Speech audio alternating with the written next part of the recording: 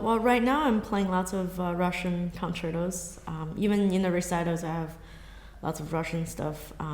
Partly because when I went to Curtis Institute of Music, my teacher was Russian, and Gary Glaffman, and he taught me lots of those big war horses, which is fun for me right now because I'm young and it's nice to be so explosive. And I got into this concerto I first played it when I was 17. I left China when I was 14, and I've never played in China until last year when I was 22.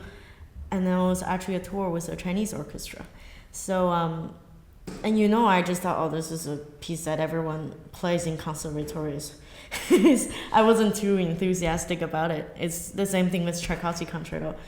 But the more I learn it, the more I don't listen to recordings. I listened to one is by Pletnev, a live concert in Berlin with Claudio Abbado, and then I was like, oh yeah, we can put so much of personal stuff into this concerto, and the more I play, the more I actually like it.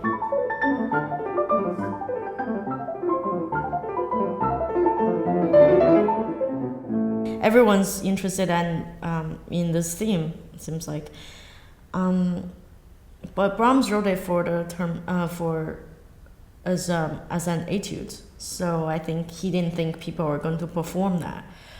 I think, whereas Rachmaninov is really flashy, lots of virtuosity, and it's really nice to listen to. And it's a lot easier, of course, because Rachmaninov is beautiful. Whereas in Brahms is very hard and is a masterpiece as well, but it's probably 10 times harder.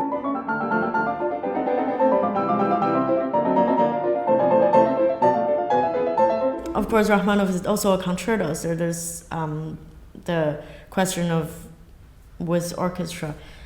It's actually not an easy piece to put together. Actually, it would be funny if the conductor, just started without me, got ready. And then the first theme is by orchestra, and all I'm doing is, like printing out the harmonic structure of the theme. The second time was with trumpet playing with me together, and then the flutes. One part is just with harp, and then the variation. That's what the orchestra do, and then I'm. And so it's like I'm in the backbeat. It's really cool. In the end, it's almost like a jamming in a jazz session. It should be. It doesn't have to be exactly together, but it's it's just like jazz. It's nice. And then I come in totally solo alone.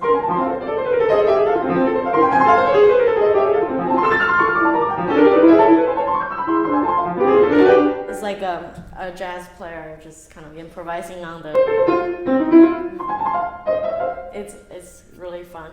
And after that, Rachmaninov had.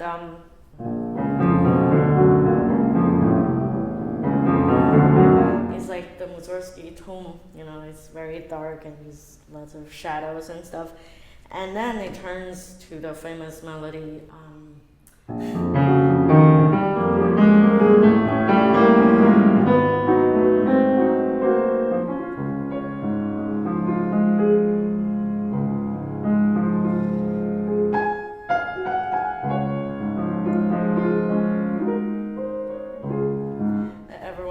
Which is basically just an inversion.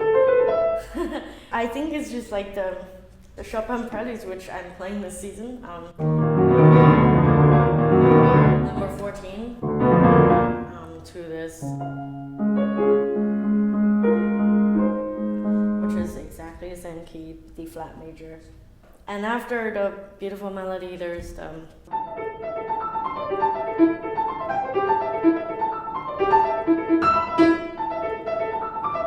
Like pizzicatos, and after this, it's total virtuosic show-offness.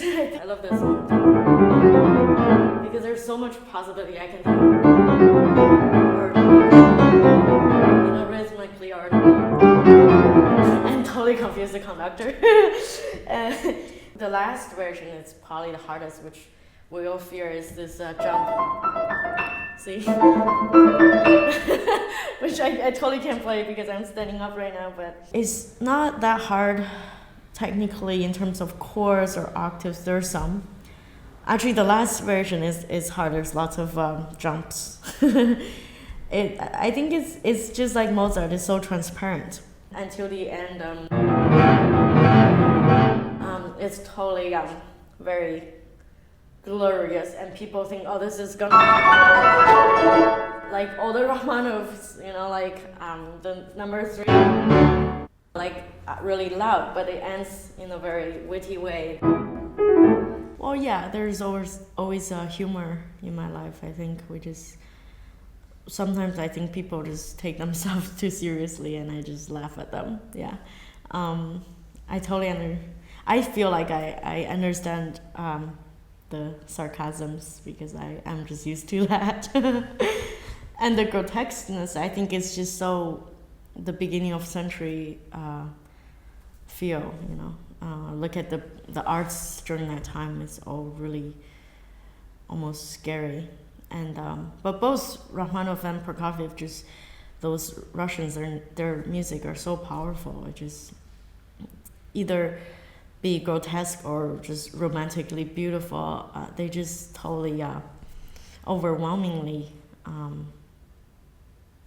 powerful, melts the heart. Yeah.